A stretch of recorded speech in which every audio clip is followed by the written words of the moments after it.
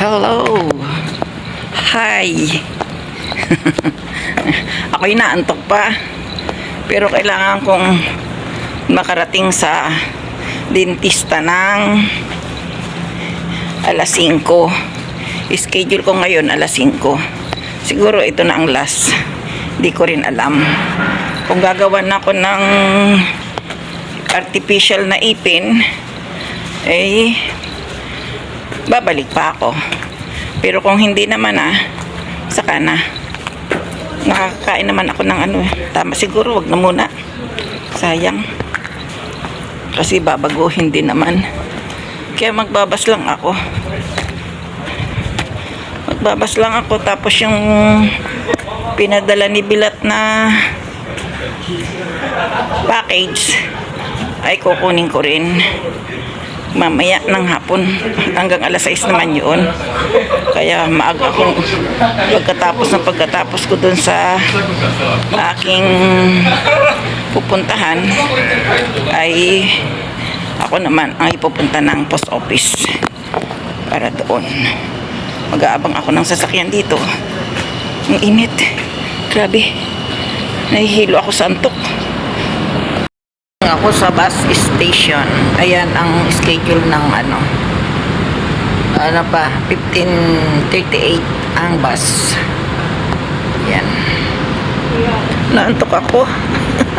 Meron pa ba akong lipstick? Kailangan walang lipstick, nakakahiya sa dentista kasi. Ayan.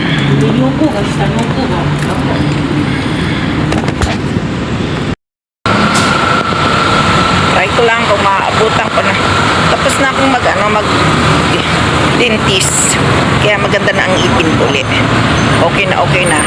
Tapos naka-lipstick na ako, no. Try kong pumunta ng Kyoto Station kasi sa post office. Doon yung padala ni Bilatsky. Kukunin ko kasi bukas baka wala na naman akong oras. Antokin na naman ako. Dito ako mag-aabang ng sasakyan. Kabulan na naman ako sa oras. Mabuti may escalator. Dito ako. Parang nagbago naman ngayon. Parang nagbago ang lugar. Excuse me. Punta ako ng post office kasi hahabulin ko akong time. Meron pa akong 7 minutes. Baka alas 6 hanggang alas 6 lang kasi. Hindi makatakbo ang lola. Hindi makatakbo ang lola niyo. Habang na yung pa ako, isa. Pag-akyat ko, ayun. Ayan. Dito na ako sa kanina nasa ilalim ako ng lupa. Ngayon, andito na ako sa ibabaw. Kaya, ayan.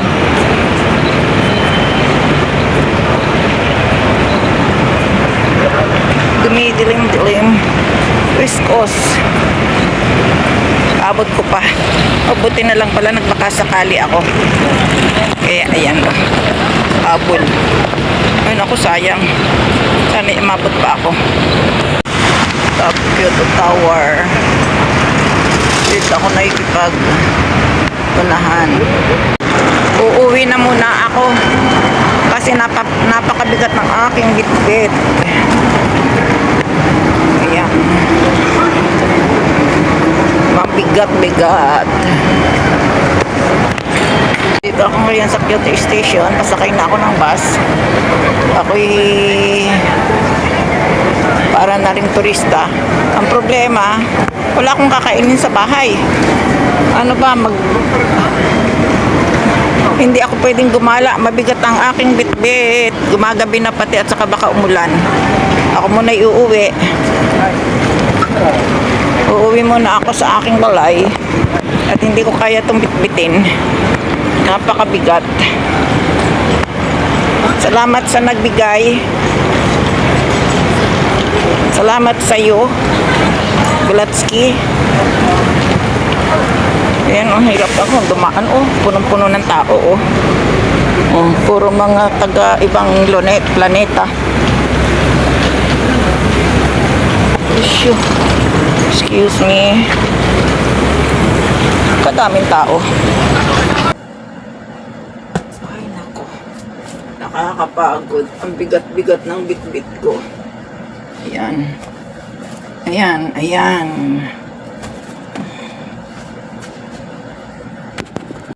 Ay, kakain sana ako sa labas. Sa bigat ng aking bitbit, hindi ko kakayanin. Kaya hindi ko alam kung anong kakainin ko ngayon. Galing ako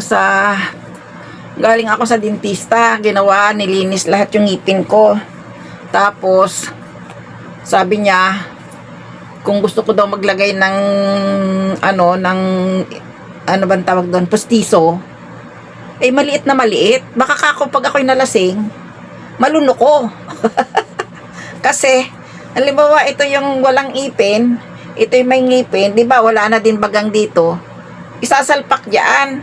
Eh naalala ko, sabi ko pag nagpagawa ako nito baka hindi ko rin magamit. Kasi nga ang mangyayari, masyado siyang maliit. Ganyan lang, maliit talaga, maliit na maliit. Eh kung dalawang ipin lang ang gagawin, di ba? Eh baka pag ako'y nahubog, nalasing, ay makain ko yung pustiso, bumara sa aking lalamunan. Kaya natakot din ako. Kaya sabi ko doon sa doktor, sa dentista, wag na lang kaya, sa susunod na lang kung anong mangyayari sa pagkain ko, kung talagang hindi ako makakakain ng maayos, eh di doon na lang tayo mag-usap uli, tatawag na lang ako. O sabi naman niya sa akin, kung anong mangyari sa ngipin mo, tumawag ka na lang uli kung sumasakit pa, kung may sasakit pa, ganon. Eh, pero yung pinagbunutan nung nakaraan, okay na daw. Kaya sabi niya sa akin, tumawag ka na lang uli kung gusto mong magpagawa ng ipin o kung may sumasakit pa sa ngipin mo. Kaya yun ang napag-usapan. Ang ginawa, nilinis niya. Ay paglabas ko, sabi ko masarap sanang kumain sa labas kasi mayroon kang waiter, 'di ba? Mayroon ka pang magalaking baso. Ay ang problema, dinaanan ko to, nagbakasakali ako. Dinaanan ko yung padala ni Bilatsky. Kasi ito yung sombrerong hinihingi ni Ninang at saka ni Chi noong pang last 2 months yata yun. Eh, hindi naman ngayon lang niya ipinadala. Ewan ko kung kailan to pinadala. Basta kagabi ko lang nakita kasi yung ano niya, yung package, ano niya. Yung ano man tawag doon, yung package clip, papel. Oh, ang mahal pala ng padala niya, oh, $440.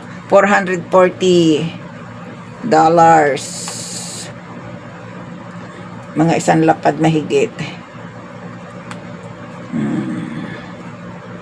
Mahigit isang lapad. Kaya yun. Ano kaya unboxing ko? Unboxing ko ba mga kamarites? Dahil wala nga akong napuntahan. Yung aking ipin lang at saka to. Gusto kong kumain sa labas. Wala akong mapuntahang i-unboxing ko na to ngayon. Habang ako'y nakikipagdaldalan sa inyo, unboxing tayo nitong bigay ni, padala sa akin ni Bilatsky. Ano ba to? Masyado namang sa tape. Ayan. Paano magbubukas nito? Mabuti na lang, mabilis din yung aking nasakyan. Kaya nakasakay din kaagad ako. Dalawa kasing bus ang pwedeng sakyan dito. Isang bus na pang malapitan lang, yun malapit lang dito sa may amin. Tapos isang bus na galing naman dun papunta dun sa malayo na. Doon na sa kaibigan ko, doon sa may kaibigan kong Japanese. Ayan na. Oh, parang may mga bato-bato. Ano ba ito? Hindi ko to alam. Oh, ano ba ito? Pakalaruan para kay Tay. Yan. baka sa bata. At nagpabili ako sa kanya ng mga t-shirt nga noon. Ayan. Ay, maganda rin to. Guess who? Ayan. Salamat. Salamat, asot pusa.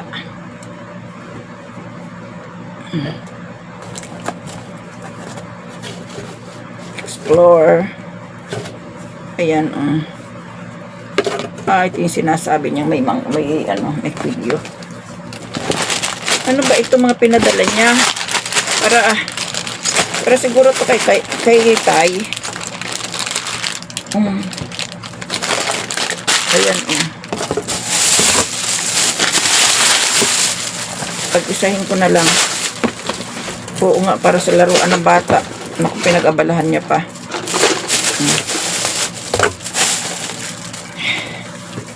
Meron pa rin. At hindi pinag-isa na lang ng supot para hindi nagkagulo-gulo. Ayan. May blue pa talaga. Blue. Salamat sa mga kamisetang gusto ko. Ayan.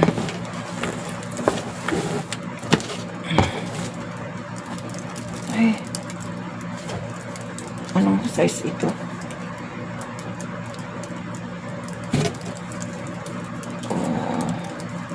Puro guess Guess who? Thank you. Ito na yung sombrero mga inday. Nagpabili kasi si Ninang ng sombrero. Kaya ilan ba sila dito? Pari-pareho ba ito? Isa. LA.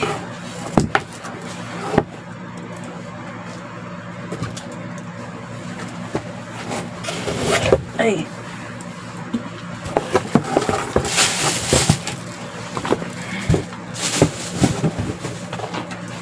Alam mo, mahal to dito, pero iba ang tigas. Parang iba ang pagkatigas ng ng dito. Yan.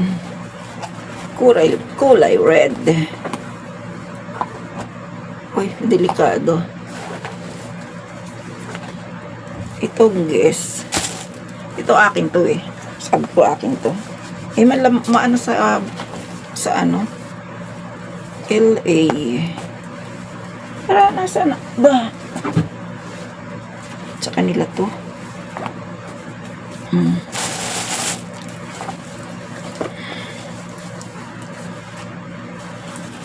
Para sila mamili dyan. Ayun. Tigdalawa sila ng Canada pa. Ayan, sa kanila yan. Akin to pagkamaroon. Pero gusto ko yung pagkapula nun eh. Huwag na, hayaan mo na sila. Kanila na yun.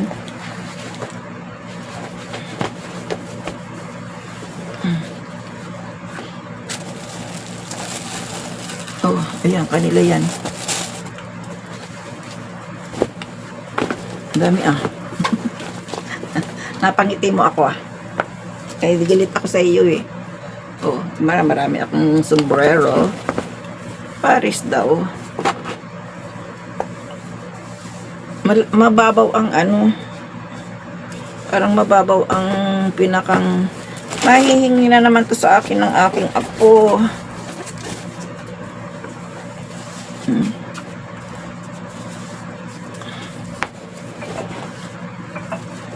Guess who? Ito maganda-gandang lapat. Pumo talagang lang.